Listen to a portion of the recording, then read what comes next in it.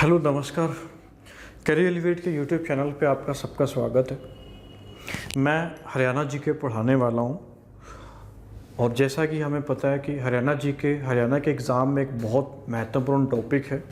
25 तक क्वेश्चन यहाँ से पूछे जाते हैं और यकीन मानो अगर अच्छे से तैयारी कर ली जाए, ठीक तरीके से पढ़ लिया जाए तो 25 के 25 क्वेश्चन तक ठीक होते हैं भाई। ठीक है। और मैंने पहले भी इस चैनल पे करनाल ज़िला पढ़ाया हुआ है। जो पहली बार इस वीडियो को देख रहे हैं वो एक बार उसे भी देख लें।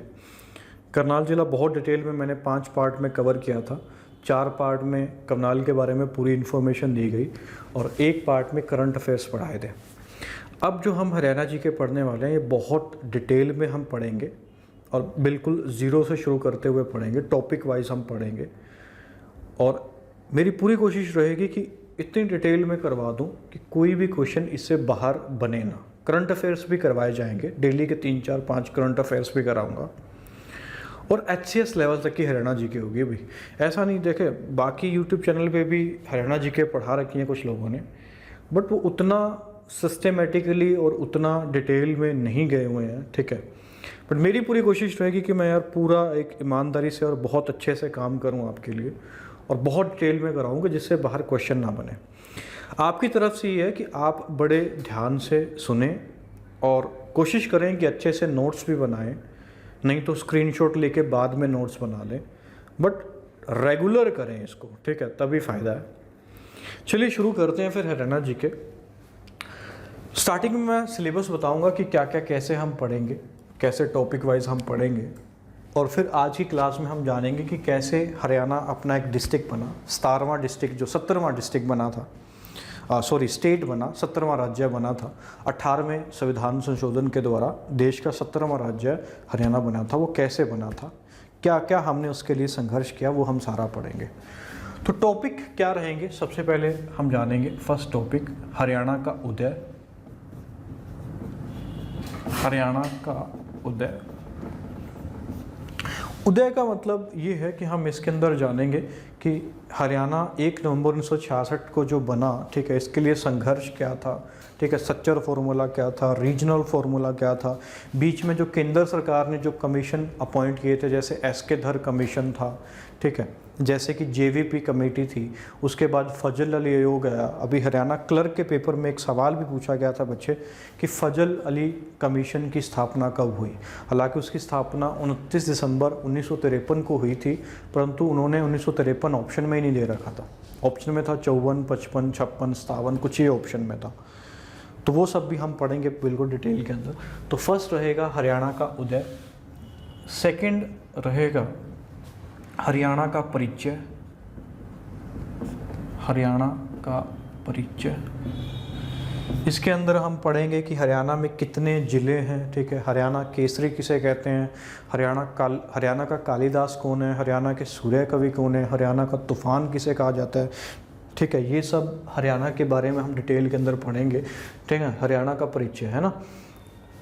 थर्ड जो रहेगा वो है हरियाणा की राजनीति भाई।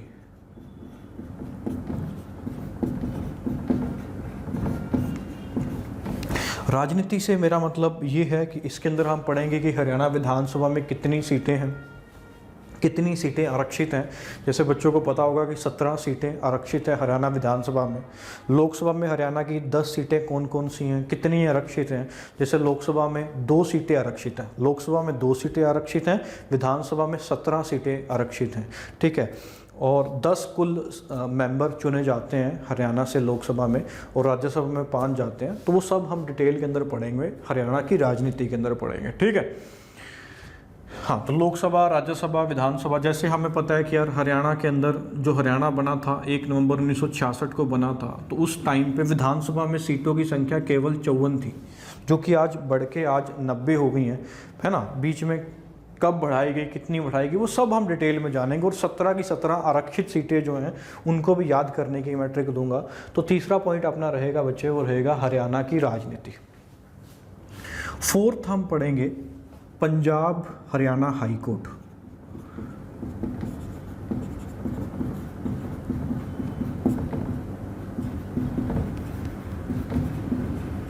इसके बारे में भी हम बड़े डिटेल में जानेंगे कि पंजाब हरियाणा हाई कोर्ट की स्थापना कब हुई, कितने इसमें जज हैं, कैसे नियुक्ति की जाती है। जैसे अभी नायब तहसीलदार का पेपर हुआ था बच्चे पिछले साल, तो उसके अंदर पूछा गया था कि पंजाब हरियाणा हाई कोर्ट में जजों की संख्या कितनी है। ठीक है, अभी जैसे नए जज भी नियुक्त हुए हैं, कितने पद खाली हैं, वो सब हम 4th के अंदर जानेंगे, पंजाब हरियाणा हाई कोर्ट के अंदर जानेंगे। ठीक है, इस टॉपिक के अंदर 5वां हम पढ़ेंगे महाभारत से रिलेटेड सारा। सीक्वेंस ऊपर नीचे हो सकता है, ठीक है, कि मैं पहले पंजाब हरियाणा हाई कोर्ट करवा दूं फिर ये करवा दूं, बट ये सारा हम पढ़ेंगे। महाभारत से रिलेटेड क्या, जैसे काफ़ी सारे सवाल महाभारत से पूछे जाते हैं, 2 से 3 क्वेश्चन तक अक्सर पूछे जाते हैं हरियाणा के एग्ज़ाम में अकेले महाभारत टॉपिक से। जैसे कुछ एक उसके मैं फेवरेट क्वेश्चन की अगर मैं बात करूँ HSSC के, जैसे कि पूछता है कि श्री कृष्ण जी ने अर्जुन को गीता का उपदेश कहाँ पे दिया था, किस स्थान पे दिया था? ज्योतिसर में दिया था, आप जानते होंगे। ठीक है ना। भीष्म पितामह कितने दिन तक बाणशैया पर बैठे गए थे, उनकी बाणशैया से रिलेटेड जो स्थल है वो कौन सा है? ठीक है, धार्मिक स्थल कौन सा है ना। अभिमन्यु जो कि अर्जुन के पुत्र थे, वो युद्ध के कौन से दिन वीर गति को प्राप्त हुए थे? महाभारत का युद्ध कितने दिन चला था? सब पूरे डिटेल के अंदर हम पढ़ेंगे। जस्ट मैं एक ओवरव्यू दे रहा हूँ, है ना। महाभारत से रिलेटेड पूरा हम 1-1.5 घंटे का हमारा एक लेक्चर होगा, 40-45 मिनट या 1 घंटे के आसपास का, जिसमें हम पूरा महाभारत से रिलेटेड पढ़ेंगे कि कोई भी क्वेश्चन इससे रिलेटेड ना छूटे। ठीक है। 6th जो रहेगा बच्चे वो है मंडल पढ़ेंगे हम हरियाणा में। जैसे पता होगा कि हरियाणा में 6 मंडल है ना। पहले 4 थे, 2 नए मंडल बने हैं, करनाल और फरीदाबाद 2 नए मंडल बनाए गए हैं। तो मंडल के अंदर सबसे बड़ा मंडल कौन सा है? जैसे रोहतक के अंदर रोहतक मंडल में कितने ज़िले हैं? ठीक है ना। करनाल मंडल में कितने ज़िले हैं? ये सारे हम इसके अंदर पढ़ेंगे 6th के अंदर। मंडल के साथ ही हम पढ़ेंगे पुलिस रेंज, कितनी पुलिस रेंज है। जैसे पता होगा 5 पुलिस रेंज है ना, तो कौन से पुलिस रेंज के IG कौन है? ठीक है, और कौन कौन से ज़िले किस पुलिस रेंज के अंदर आते हैं, वो सारे हम पढ़ेंगे। उसके बाद हम पढ़ेंगे कितनी पुलिस कमिश्नरी हैं। जैसे हरियाणा पुलिस का एग्ज़ाम है, तो चांसेस हैं कि यहाँ से एक क्वेश्चन बन सकता है ना। कमिश्नरी कितनी है, पुलिस रेंज कितनी है ना। हरियाणा में पुलिस ज़िला कौन सा है, किसे कहा जाता है, क्यों कहा जाता है, वो सारा हम 6th के अंदर पढ़ेंगे। मंडल, पुलिस रेंज, कमिश्नरी और पुलिस जिला। ठीक है। 7th जो होगा वो हरियाणा का इतिहास होगा, हरियाणा का संपूर्ण इतिहास,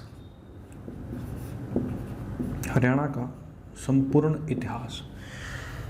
इसमें और इसमें क्या फ़र्क है बच्चे? हरियाणा का उदय में तो हम पढ़ेंगे 1947 से लेकर 1966 तक की कहानी, हरियाणा के बनने तक की कहानी हम इसके अंदर पढ़ेंगे।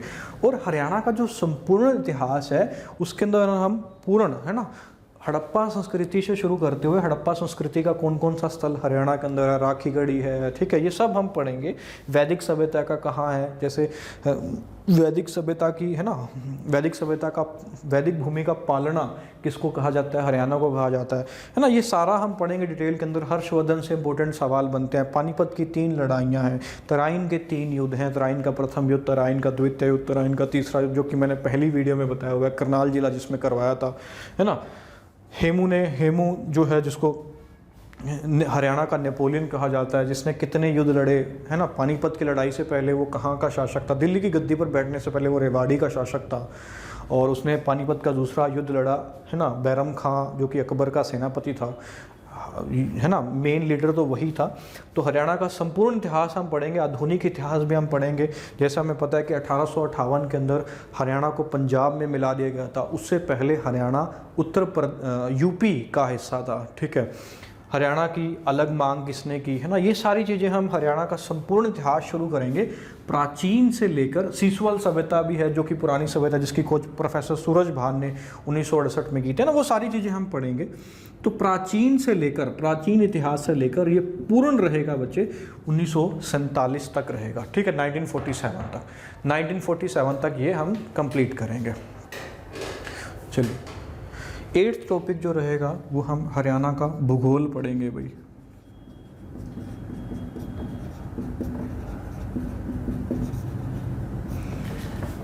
अच्छा बच्चे, यहाँ कमिश्नरी न आएगा, ठीक है, क्षमा चाहता हूँ। कमिश्नरी है ना, पुलिस कमिश्नरी कितनी है, जिला कौन सा। हरियाणा का भूगोल, अब इसमें हम पूरा डिटेल के अंदर सब पढ़ेंगे बच्चे, कि जैसे है ना, इंग्लिश में लॉन्गिट्यूड और लैटिट्यूड हरियाणा का कहाँ से कहाँ तक है, ठीक है।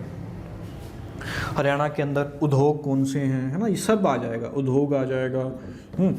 खनिज कहाँ कहाँ पाए जाते हैं, कौन कौन से हैं, ठीक है।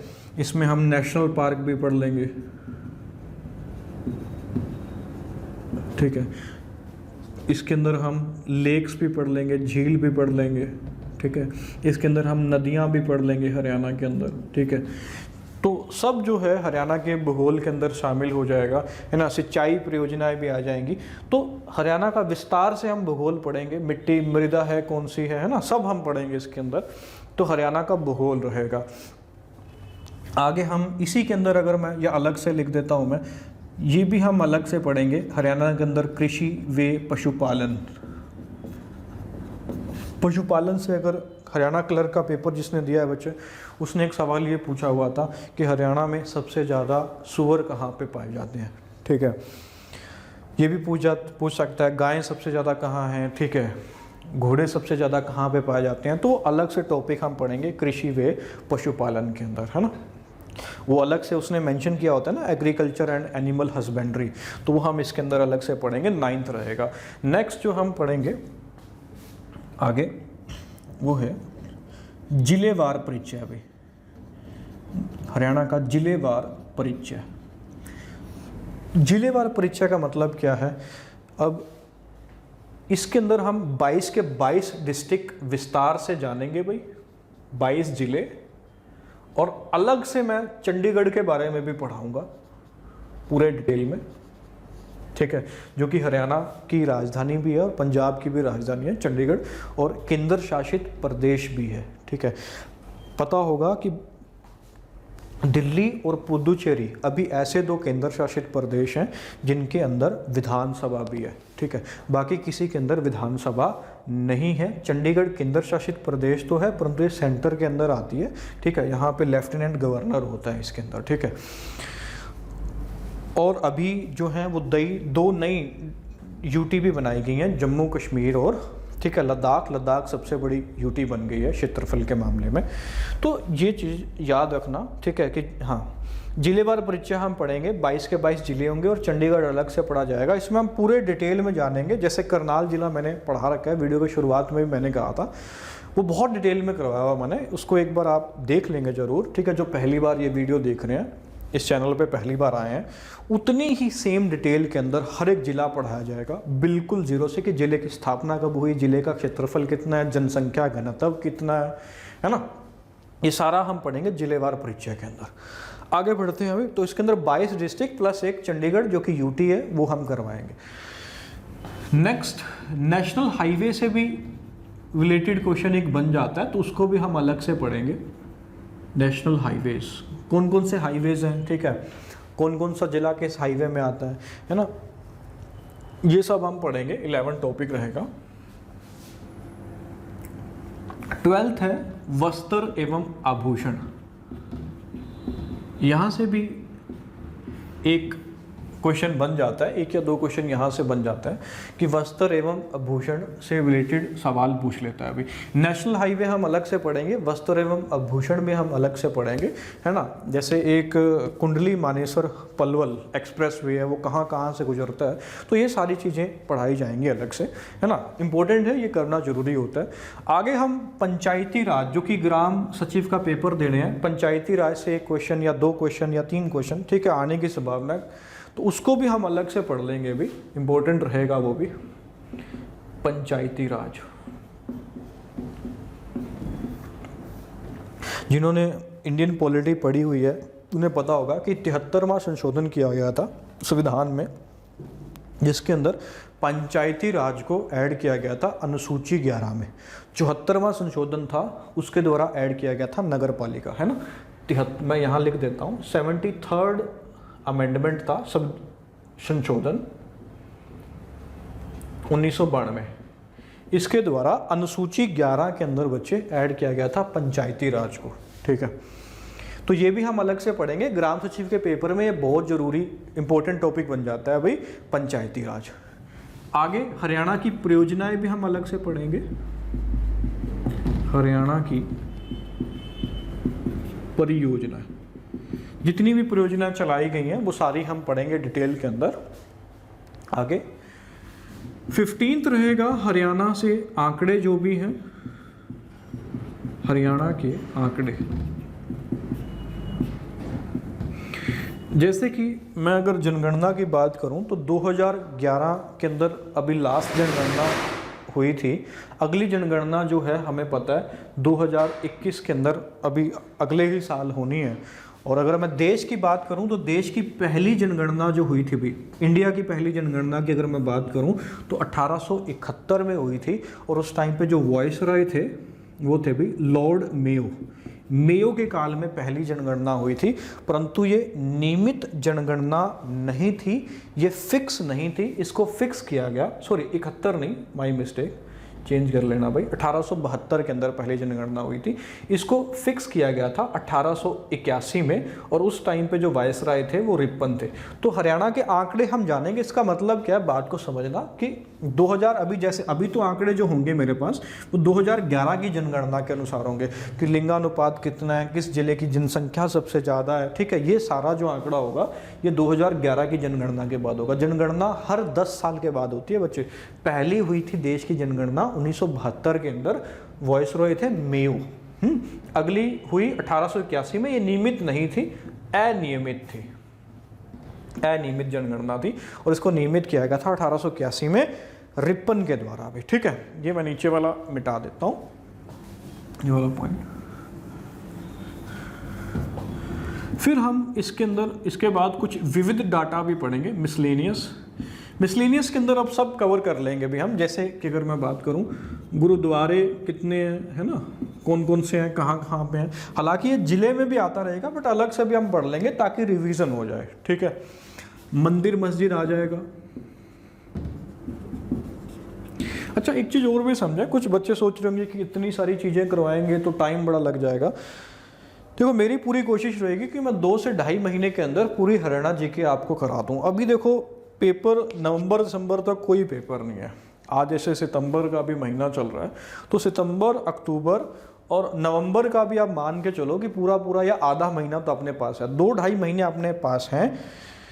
तो बड़े इत्मीनान से, बड़े सुकून के साथ ऐसे हरियाणा जीके कर लो कि यार दोबारा फिर ज़िंदगी में हरियाणा जीके पढ़ने की ज़रूरत ना पड़े। फिर तुम्हें सिर्फ एक ही चीज़ पढ़नी पड़े, और वो क्या होंगे, करंट अफेयर्स। और हाँ, एक चीज़ और, मेरा पढ़ाने का तरीका क्या होगा कि मैं पूरी क्लास ख़त्म कराऊंगा, जो भी टॉपिक उठाऊंगा, फिर उसके बाद लास्ट में क्लास ख़त्म होने के बाद 5 से 6 करंट अफेयर भी हम डेली के करते रहेंगे, जो कि हरियाणा और नेशनल के, इंडिया जीके के, ठीक है, मिक्स्ड होंगे भाई। चलो, तो ये नहीं सोचना कि इतना टाइम लगेगा। ये अब हमारे पास टाइम है तो इसका हम यूटिलाइजेशन करेंगे। ऐसी जीके पढ़ेंगे कि दोबारा किसी और टीचर से या कहीं से भी, किसी और यूट्यूब चैनल से हमें हरियाणा जीके ना खोजनी पड़े। जो कुछ है वो बस यहीं पे हो जाए, ठीक है। तो मंदिर मस्जिद हो गया, गुरुद्वारे हो गया, है ना, सारे जितने भी प्रमुख त्यौहार हैं जैसे, वो सारे हम पढ़ लेंगे। प्राचीन जितने भी किले हैं वो सब हम पढ़ लेंगे, ठीक है। जहाँ जहाँ पे किले हैं, कौन कौन से राजा ने बनवाए हैं, वो सारे हम पढ़ लेंगे। ऋषि मुनि सारे पढ़ लेंगे भाई, फेमस जितने भी हैं सारे हम पढ़ लेंगे। तो पूरा इसके अंदर अलग से हम जितने भी टॉपिक हमारे बचेंगे, विविध जो बचेंगे, वो सारे हम पढ़ लेंगे, ठीक है। पर्यटक स्थल कौन से हैं, गाँव के नाम प्राचीन क्या थे, नगरों के प्राचीन नाम क्या थे, यूनिवर्सिटी कितनी है हरियाणा में, कौन कौन सी हैं, किस जगह पे, वो सारा इसके अंदर टॉपिक वाइज सारा जो बचेगा वो इसके अंदर आ जाएगा। तो ये पूरा सीक्वेंस रहेगा, ठीक है। ये ऊपर नीचे हो सकती हैं चीज़ें, जैसे मैं पहले हरियाणा का उदय करवा दूं, फिर हरियाणा की राजनीति करवा दूं भाई, ठीक है। फिर हम संपूर्ण इतिहास पढ़ लें, मतलब जैसे जैसे रुचि बनती जाएगी वैसे वैसे हम आगे बढ़ते जाएंगे। बट ये सारा होगा डिटेल के अंदर भाई, ठीक है, छूटेगा कुछ नहीं इसके अंदर से। और जो भी टॉपिक बीच बीच में जो बचे हैं, अभी मैंने कुछ लिखवाए नहीं है टॉपिक वाइज, वो सारे हम इस विविध के अंदर ऐड कर लेंगे, ठीक है। कुछ बच्चे सोच रहे होंगे कि प्रजनन के अंदर नहीं लिखवाए, वो सब आएगा भी विविध के अंदर। मुझे सब पता है क्या करवाना है क्या नहीं करवाना है। तो इतना होने के बाद मैं कह सकता हूँ, अगर किसी बच्चे ने रेगुलर पढ़ा है और नोट्स अच्छे से बनाए हैं, तो हरियाणा जीके के जो 25 क्वेश्चन आने हैं वो 25 के 25 क्वेश्चन होंगे भाई, एक भी क्वेश्चन नहीं छूटेगा। चलिए, तो आज शुरू करते हैं हम हरियाणा के उदय से। इसको मैं मिटा रहा हूँ।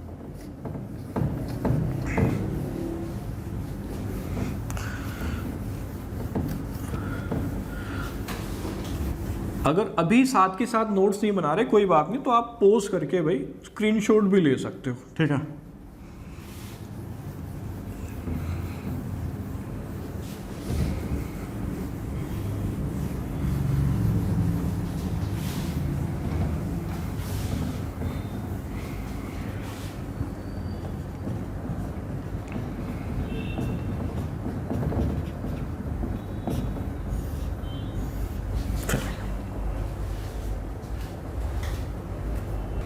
चलिए, हरियाणा का उदय हम समझते हैं।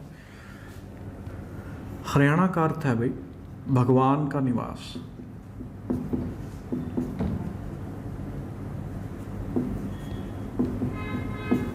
अगर संधि विच्छेद की जाए तो हरि प्लस अयण से मिलकर बना है हरियाणा, संस्कृत के शब्द है। हरि जो है वो भगवान विष्णु के लिए यूज होता है, और अयण का मतलब है निवास। तो भगवान विष्णु का निवास बोला जाता है किसको? हरियाणा को बोला जाता है भाई। और कुछ विद्वान हुए हैं, कुछ इतिहासकार हुए हैं, उन्होंने भी कुछ चीज़ बोली है संधि विच्छेद करके, वो भी हम देख लेते हैं। जैसे कि एच.ए. फड़के हैं, फड़के,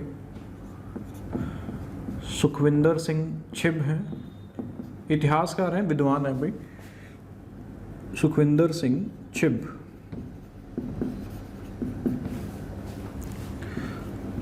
मुरलीचंद शर्मा है इत्यादि। इन विद्वानों ने हरियाणा का जो संधि विच्छेद किया है वो किया है हरि प्लस अरण्य। अरण्य का मतलब होता है भाई जंगल, है ना। हरि का मतलब यहाँ से भगवान विष्णु के लिए नहीं है, यहाँ पे भगवान विष्णु है, यहाँ पे बोला गया है हरा भरा, हरा भरा। तो इन विद्वानों के अनुसार हरियाणा क्या है? हरा भरा एक जंगल रहा है, ठीक है।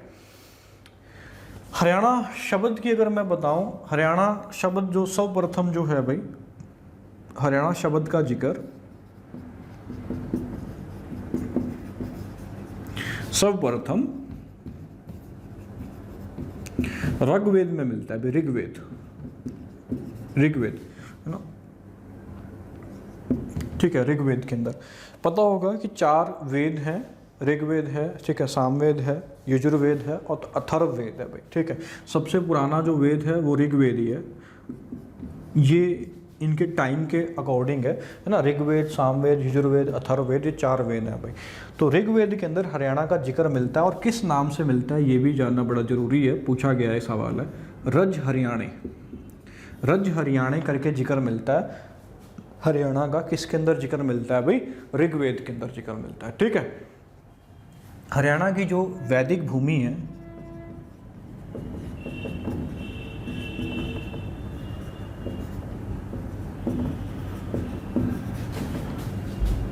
उसे भारतीय सभ्यता व संस्कृति का पालना कहा गया है भाई।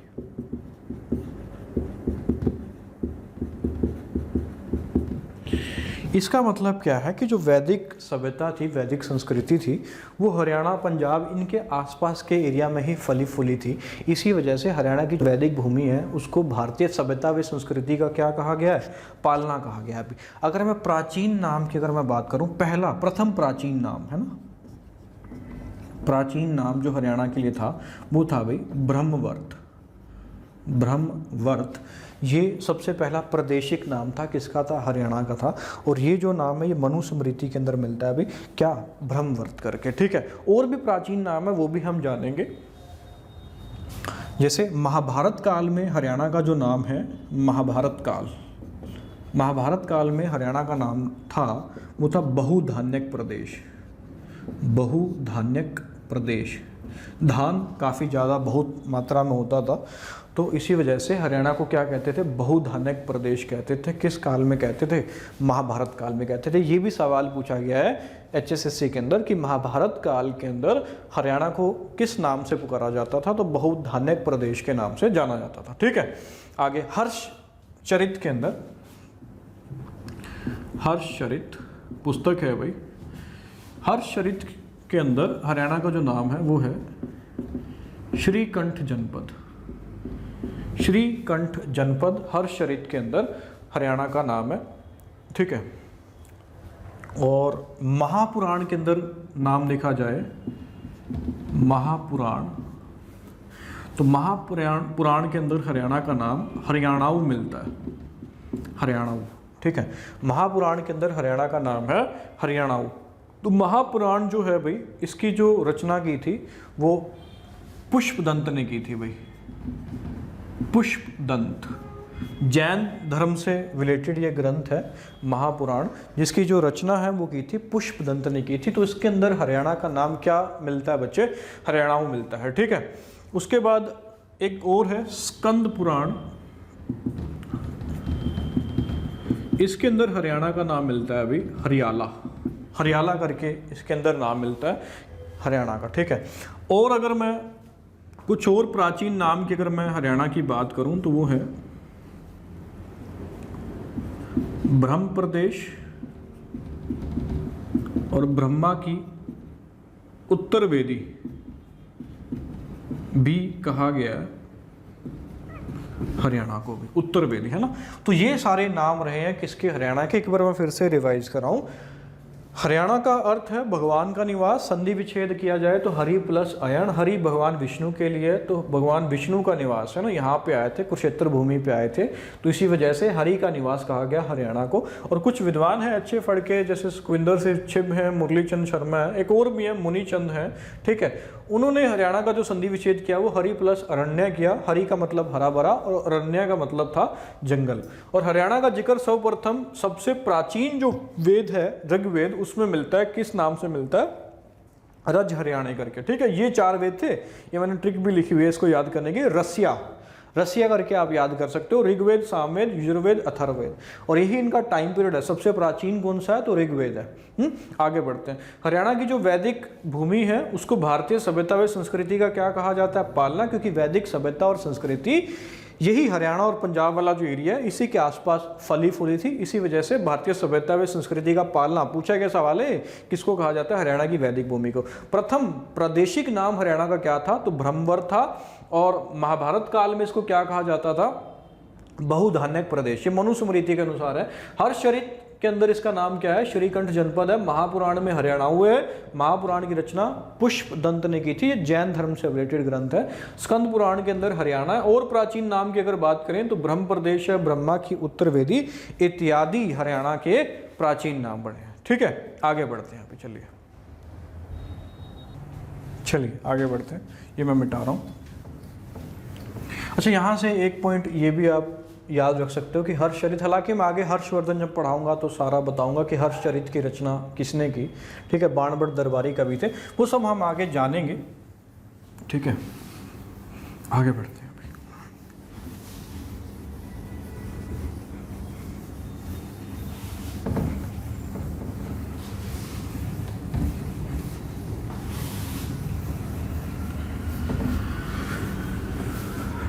नेक्स्ट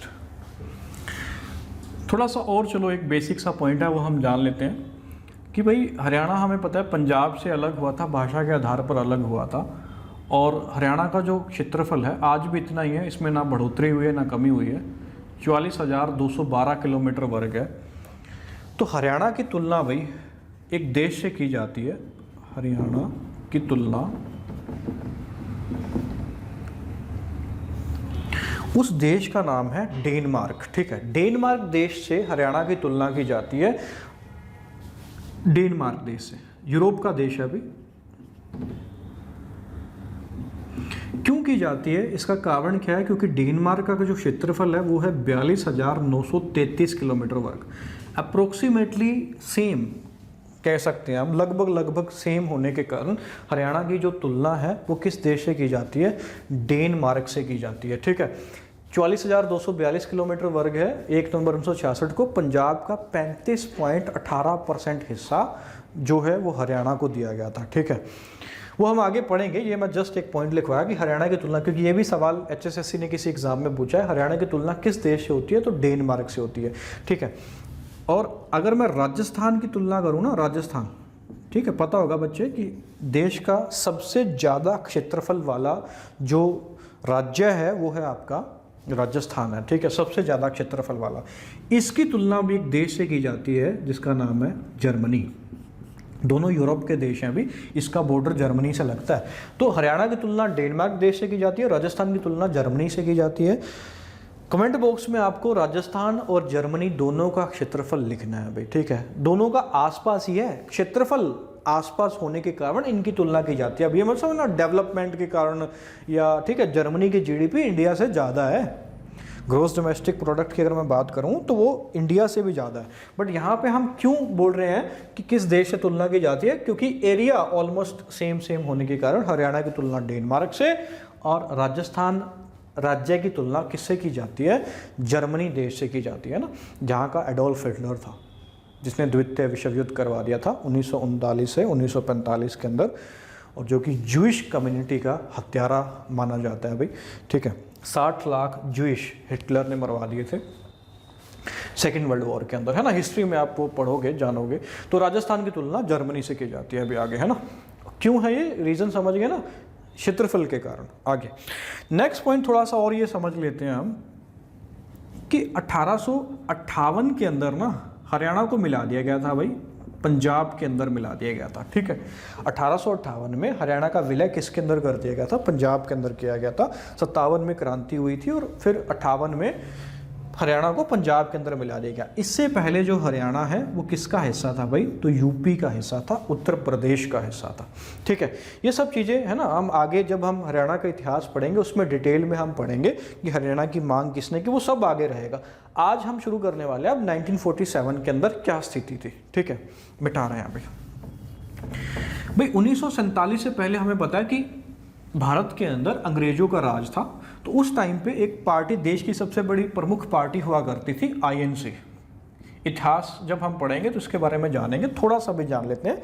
भारतीय राष्ट्रीय कांग्रेस, इंडियन नेशनल कांग्रेस, जिसकी की स्थापना कब हुई थी, तो 1885 में हुई थी। 28 दिसंबर 1885 में इसकी स्थापना हुई थी, है ना। पहला सेशन मुंबई में हुआ था, होना पुणे में था, बट वहाँ प्लेग फैल गया था। तो ये पार्टी आगे जाके बड़ी ही, है ना, प्रमुख पार्टी बन गई। तो इस पार्टी के नेता थे जैसे जवाहरलाल नेहरू जी थे, है ना, महात्मा गांधी भी इवन आईएन से ही संबंध रखते थे। मोहम्मद अली जिन्ना भी पहले इंडियन नेशनल कांग्रेस का ही हिस्सा थे, जो कि बाद में जाके, है ना, उनका दिमाग थोड़ा सा घूम गया और वो अलग पाकिस्तान की मांग करने लगे। परंतु शुरुआत में वो भी, जवाहरलाल नेहरू और मोहम्मद अली जिन्ना भाई बड़े अच्छे मित्र थे और इवन वो इंडियन नेशनल कांग्रेस का हिस्सा थे। तो कांग्रेस के नेता जो थे, जब भी इनकी, ठीक है, ये सेशन करते थे, बैठकें करते थे, तो ये उस टाइम पे बोलते थे कि देश के अंदर जो राज्य है ना, राज्यों का जो निर्माण है वो भाषा के आधार पे होना चाहिए, लैंग्वेज के आधार पे होना चाहिए। ये इनकी खुद की, ठीक है, एक इनका प्रस्ताव था। आज़ादी से पहले की बात बता रहे हैं, ठीक है। 1940, 1945, 1946 जब भी चुनाव हुए तो इन्होंने बढ़ा चढ़ा के ये बातें बोली कि हम भाई राज्यों का निर्माण करवाएंगे, तो किसके आधार पे करवाएंगे, भाषा के आधार पे करवाएंगे। तो हमें पता है कि 1947 में देश जो है वो दो टुकड़ों में बंट गया था, एक हिंदुस्तान और एक पाकिस्तान, ठीक है। तो उस टाइम पे कुछ जो पंजाब के अंदर जो सिख लोग थे, उनकी भी ये डिमांड थी कि हमें भी एक अलग देश बनाया जाए, हमारे लिए भी। हिंदुओं ने अपना अलग देश हिंदुस्तान ले लिया, उनकी ऐसी डिमांड थी।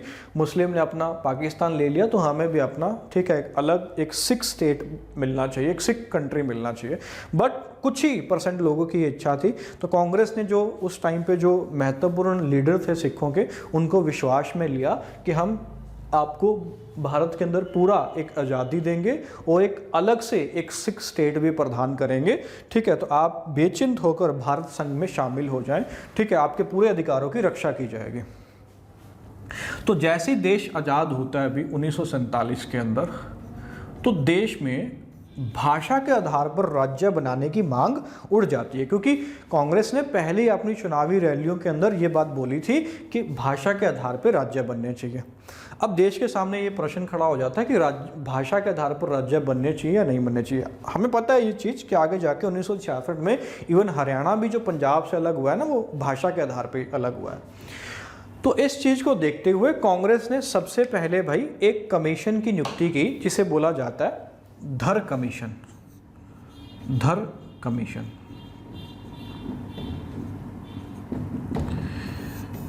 धर कमीशन की नियुक्ति की गई। और कब नियुक्ति की गई भाई? 17 जून 1948 को। अभी तक भारत का संविधान लागू नहीं हुआ है, संविधान लागू होता है 26 जनवरी 1950 को, है ना। 26 जनवरी 1950 को संविधान लागू होता है और बनके कब तैयार हो जाता है, 26 नवंबर 1949 को, ठीक है। इसको लागू 26 जनवरी 1950 को किया जाता है। इसका कारण क्या था वो भी चलो मैं थोड़ा सा बता देता हूँ कि 1929 के अंदर लाहौर में इंडियन नेशनल कांग्रेस का सेशन होता है भाई, और उसके अंदर ये निर्णय लिया जाता है, मैं लिख देता हूँ। 1929 के अंदर आईएनसी का एक सेशन होता है लाहौर के अंदर। उस टाइम पे लाहौर भी इंडिया का ही पार्ट था, ठीक है, पार्टीशन बाद में हुआ है। और इसमें आईएनसी एक निर्णय लेती है। उसके अध्यक्ष कौन से, चलो ये भी ले लेते हैं, जवाहरलाल नेहरू जी ने इसकी प्रेसिडेंसी की थी, अध्यक्ष थे इसके आईएनसी के उस टाइम पे 1929 में। तो एक निर्णय लिया जाता है कि अगले साल से हम एक डे मनाएंगे जो कि होगा पूर्ण स्वाधीनता दिवस, स्वाधीनता दिवस। और पहला पूर्ण स्वाधीनता दिवस मनाया गया 26 जनवरी 1930 को। तो इसी दिन को याद करने के लिए संविधान की जो लागू करने की तारीख है वो आगे बढ़ा दी 26 जनवरी 1950 को। हालांकि संविधान 26 नवंबर 1949 को बन के तैयार हो गया था, ठीक है। तो ये धर कमीशन किसने नियुक्त किया गया होगा, उस टाइम पे संविधान बनाने के लिए एक असेंबली काम कर रही थी जिसको बोला जाता है संविधान सभा, है ना। ये पॉलिटी में आप डिटेल में पढ़ोगे, अभी मैं जस्ट ऊपर ऊपर से पढ़ा रहा हूँ। तो संविधान सभा ने एक है ना नियुक्त कर दिया, एक कमीशन नियुक्त कर दिया, धर कमीशन, जिसकी नियुक्ति कब हुई, 17 जून 1948 को। इसके 3 मेंबर थे और चेयरमैन थे भाई एसके धर, जो कि खुद एक जस्टिस थे, एक जज थे, रिटायर्ड जज थे, रिटायर्ड, मैं लिख देता हूं यहां पे, जज of Allahabad high court.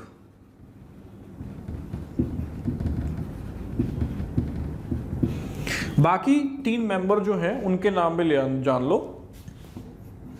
Jagat Narayan Lal, और जो 3rd मेंबर हैं उनके उसका नाम है भाई पन्नालाल। जगत नारायण लाल और पन्नालाल, ये 3 इसके मेंबर थे। और काम क्या सौंपा गया धर कमीशन को, धर कमीशन को काम सौंपा गया कि आप ये देखो कि क्या देश में ऐसी स्थिति है कि हम भाषा के आधार पर राज्य बनाएं, क्या देश में भाषा के आधार पर राज्य बनाए जाने चाहिए। ये इस पे काम करने के लिए, ठीक है, एक कमीशन बनाया गया, धर कमीशन, जिसके चेयरमैन कौन थे, एसके धर थे। कब बनाया गया, 17 जून 1948 को बनाया गया भाई, ठीक है। अब इसने अपनी रिपोर्ट सौंपी थी 10 दिसंबर 1948 को। और धर कमीशन ने क्लियरली ये बात बोली कि देश में अभी समय राज्य बनाने का नहीं है, और खासकर भाषा के आधार पर तो बनाने का बिल्कुल भी नहीं है। अभी देश का जो प्रमुख लक्ष्य है वो डेवलपमेंट होना चाहिए, विकास होना चाहिए, ना कि राज्य बनाने की तरफ। तो इसने भाषा के आधार पर राज्य बनाने की मांग को क्या कर दिया, ठुकरा दिया।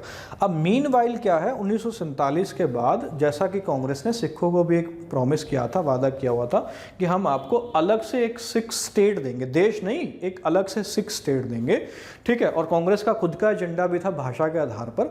तो हरियाणा में भी जैसे हिंदी और पंजाबी भाषाई लोग रहते थे, तो इनमें भी कॉन्फ्लिक्ट शुरू हो गया था भाई, जिसके कारण बाद में 1949 में हम आगे पढ़ेंगे सच्चर फॉर्मूला भी आया। तो धर कमीशन ने सीधा ठीक है इस मांग को ठुकरा दिया कि भाषा के आधार पर अभी राज्य बनाने का कोई, ठीक है, फायदा नहीं है और ना ही बनाने चाहिए। आगे बढ़ते हैं। बट लोगों ने इसका भाई पूरा जोर विरोध किया, जिसके कारण से कांग्रेस ने फिर एक कमेटी बनाई भाई, उस टाइम की जो कॉन्स्टिट्यूएंसी असेंबली थी, संविधान सभा थी, और उस कमेटी का नाम है JVP कमेटी। इसके 3 मेंबर थे, JVP से ही क्लियर हो रहा है। जे से है जवाहरलाल नेहरू,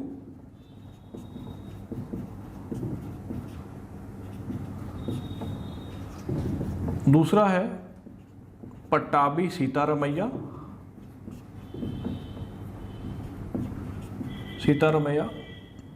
और 3rd है जवाहरलाल नेहरू, है ना। पट्टाभी, P से पट्टाभी सीतारमैया, और V से है वल्लभ भाई पटेल, सरदार वल्लभ भाई पटेल। ये 3 मेंबर थे JVP कमेटी के अंदर, और ये बनाई गई थी भाई दिसंबर 1948 के अंदर। जेवीपी कमेटी क्यों बनाई गई थी? क्योंकि धर कमीशन ने बोल दिया कि भाषा के आधार पर राज्य नहीं बनेंगे, तो जिसका पूरा विरोध हुआ, जिसको दोबारा फिर से ओवरव्यू करने के लिए जेवीपी कमेटी बनाई गई, जिसके ये 3 मेंबर थे दिसंबर 1948 में, और इसने अपनी रिपोर्ट सौंपी थी भाई अप्रैल 1949 के अंदर, ठीक है, 1949 के अंदर। जेवीपी कमेटी ने भी सेम बात बोली कि भाषा के आधार पर राज्य नहीं बनाने चाहिए, पर इन्होंने एक चीज का संकेत दे दिया कि अभी तो नहीं बनाने चाहिए, पर आगे इसके बारे में सोचा जा सकता है। एक ये थोड़ा सा हिंट दे दिया। किसने हिंट दे दिया था? जेवीपी कमेटी ने हिंट ये इस बात का दे दिया था भाई, ठीक है। तो अब तक हमने पढ़ा कि यार एस के धर कमीशन बनाया गया, जिसने क्लियरली बोला कि भाषा के आधार पर राज्य नहीं बनने चाहिए। फिर जेवीपी कमेटी बनाई गई, जिसने भी ये बात बोली कि भाषा के आधार पर राज्य नहीं बनने चाहिए, परंतु आगे जाके ये बनाया जा सकता है। मीनवाइल हम पंजाब की स्थिति देख लेते हैं अभी 1947 के अंदर। पहले जो सीएम बने ना पंजाब के, उसने पंजाब हरियाणा एक ही था, तो पहले सीएम जो थे वो थे श्री गोपीचंद भार्गव। ये हरियाणा के सिरसा जिले से थे भाई। ये फर्स्ट सीएम बने थे श्री गोपीचंद भार्गव। इसके बाद अगले जो सीएम आते हैं वो भीमसेन सच्चर आते हैं, जो कि सच्चर फॉर्मूला लेके आते हैं, जिसके बारे में आगे पढ़ेंगे। भाई जैसा कि मैंने बताया ना कि सिखों को वायदा किया गया था कि उनका एक अलग से एक सिख स्टेट बनेगा, तो इस टाइम पे एक अलग से एक सिख स्टेट बनाया जाता है। पंजाब अभी है, जिसके अंदर हरियाणा भी शामिल है, परंतु एक अलग से एक सिख स्टेट बनाया जाता है। उस टाइम के गृह मंत्री और डिप्टी प्राइम मिनिस्टर भी जो थे सरदार वल्लभ भाई पटेल, पेप्सू संघ बनाया जाता है भाई, ठीक है। पेप्सू की फुल फॉर्म अगर मैं बात करूं, Patiala east Punjab states union PEPSU. जैसा कि आप अभी भी देखते होंगे ना कि जो पंजाब रोडवेज की जो बसें हैं उन पे कुछ बसों पे अभी पेप्सू लिखा होता है ना, पेप्सू संघ, और कुछ पे पीआरटीसी लिखा होता है। पेप्सू वाली वो बसें हैं जो कि है ना, एक चीज़ समझ ना भाई, पंजाब अलग है इस टाइम पे यहाँ की बात कर रहा हूँ, पंजाब अलग है और पेप्सू संघ अलग है। तो आज भी जो कुछ पंजाब की जो बसें हैं उन पे कुछ पे पेप्सू लिखा होता है और कुछ पे पनबस लिखा होता है, पनबस है ना, PUNBUS, और कुछ पे पीआरटीसी लिखा होता है ना। जो पनबस वाली हैं बसें हैं उनका भी मुख्यालय जो हेडक्वार्टर है वो चंडीगढ़ के अंदर है। जो पेप्सू संघ वाली हैं उनका आपका पटियाला के अंदर है। तो Patiala east Punjab states union, इसकी स्थापना हुई, और कब हुई ये भी नोट कर लेना, डेट इंपॉर्टेंट है, 15 जुलाई 1948 को। जैसा कि हमें पता है कि देश जब आज़ाद हुआ था तो 562 देशी रियासतें थी, 565 थी इवन, है ना। 562 जो है, 565 थी, 3 ने भारत संघ में शामिल होने से मना कर दिया था, जिसमें से एक थी जम्मू कश्मीर, एक थी हैदराबाद और एक थी जूनागढ़, है ना। इन तीनों को बाद में मिलाया गया था। तो उसी में से कुछ रियासतें ऐसी थी जिनको पेप्सू संघ के अंदर शामिल कर लिया गया था, है ना, कंबाइन कर लिया गया था, जिसमें से 8 रियासतें थी। 8 के मैं नाम लिख रहा हूँ। पटियाला है ना, पटियाला के महाराज थे ना, उन्हीं को पेप्सू संघ के अंदर शामिल किया गया था। पटियाला है, जींद है, कपूरथला है, पटियाला, जींद, कपूरथला है, नाभा है, फरीदकोट है भाई, फरीदकोट, मलेरकोट है,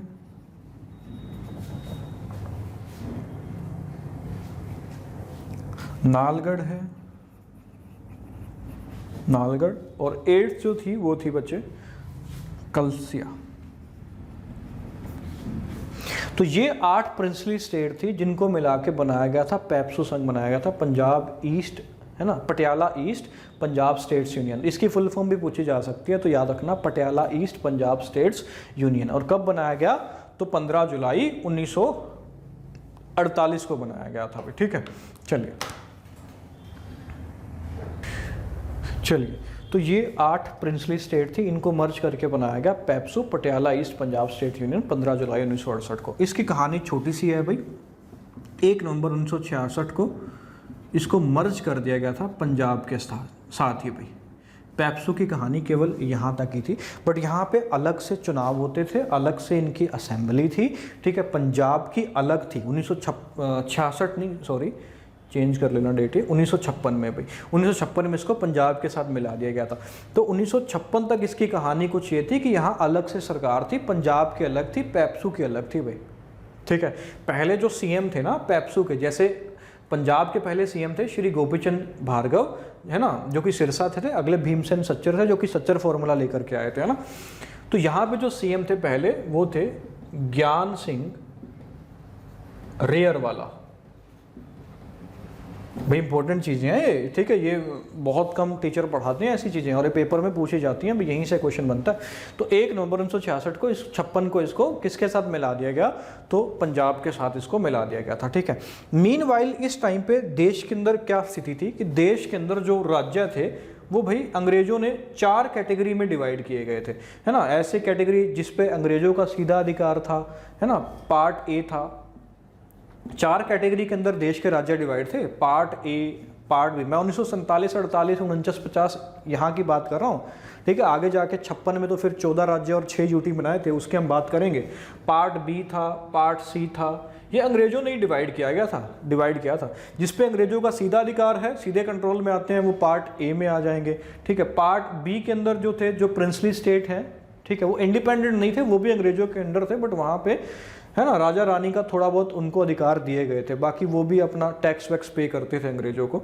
सी के अंदर कमिश्नरी बनाई गई थी और डी के अंदर केवल और केवल अंडमान और निकोबार द्वीप समूह था भी, अंडमान एवं निकोबार पार्ट डी के अंदर था। तो 4 कैटेगरी के अंदर राज्य डिवाइड थे। थोड़ा सा आपको ये जानना जरूरी है हरियाणा जीके के पॉइंट ऑफ व्यू से, पंजाब जो था वो पार्ट ए में था और पार्ट बी में शामिल किया गया था, किसको शामिल किया गया था, पेप्सू को शामिल किया था। मैंने बताया ना पार्ट बी के अंदर प्रिंसली स्टेट थे जिसपे राजा रानी का था, इसीलिए पेप्सू को किसके अंदर शामिल किया गया था, पार्ट बी के अंदर शामिल किया गया था। ये मीनवाइल स्थिति थी, है ना, पूरे देश के अंदर।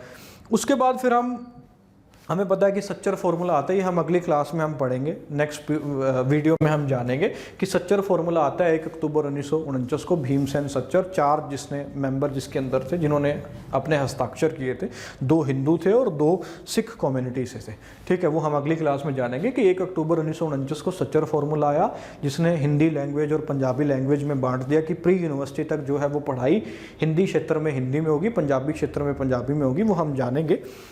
थोड़ा सा एक चीज़ यहाँ पे और जान लो कि 1956 के अंदर देश के अंदर जो स्थिति थी, वो एक राज्य पुनर्गठन आयोग आया था, वो हम अगली क्लास में चर्चा करेंगे। थोड़ा सा उसके बारे में बता देता हूँ। उसने देश को 14 राज्य और 6 यूटी में बांट दिया था भाई। 7वां संविधान संशोधन हुआ था इसके लिए, 7वां संविधान संशोधन जिसने देश को 14 राज्य और 6 यूटी में बांट दिया था, वो हम नेक्स्ट पार्ट में जानेंगे। फजल अली कमीशन आया था और उसी के रिकमेंडेशन के आधार पे ये सारा हुआ था, है ना। स्टेट रीऑर्गेनाइजेशन एक्ट आया था, 7वां संविधान संशोधन था 1956 के अंदर, ये हम नेक्स्ट क्लास के अंदर जानेंगे। आज मैं यहीं पे छोड़ रहा हूँ, आशा करता हूँ कि मेरा समझाया हुआ आपको समझ में आया होगा, और वीडियो अगर अच्छी लगी है तो इसको आगे और ज़्यादा से ज़्यादा शेयर करें, और आगे इससे आगे हम नेक्स्ट क्लास के अंदर शुरू करेंगे सच्चर फॉर्मूला से, ठीक है। और हाँ, एक चीज़ और है, एक सवाल मैं पूछ रहा हूँ जिसका जवाब आपको कमेंट बॉक्स में देना है। पहला कौन सा राज्य था जो भाषा के आधार पे बना था? एक हिंट दे देता हूँ, तेलुगु भाषा के आधार पर अलग राज्य देश का बना था 1953 के अंदर ही। उसका नाम आपको कमेंट बॉक्स में लिखना है और वो किससे अलग हुआ था।